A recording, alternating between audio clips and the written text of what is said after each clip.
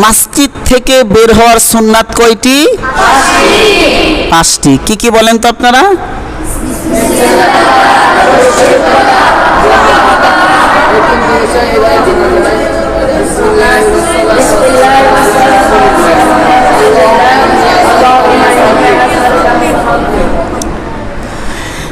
এক নম্বর বিসমিল্লাহ পড়া, 2 নম্বর দরুদ শরীফ পড়া, 3 নম্বর দোয়া পড়া। এই 3টি বিষয়ে একসাথে এভাবে পড়া যায়: বিসমিল্লাহি ওয়াসসালাতু ওয়াসসালামু আলা রাসূলিল্লাহি আল্লাহুম্মা ইন্নী আসআলুকা মিন ফাদলিক। 4 নম্বর বাম পাও দিয়ে বের হওয়া। 5 নম্বর ডান পায়ে জুতা স্যান্ডেল আগে পরিধান করা। ডান পায়ে জুতা স্যান্ডেল আগে পরিধান করা।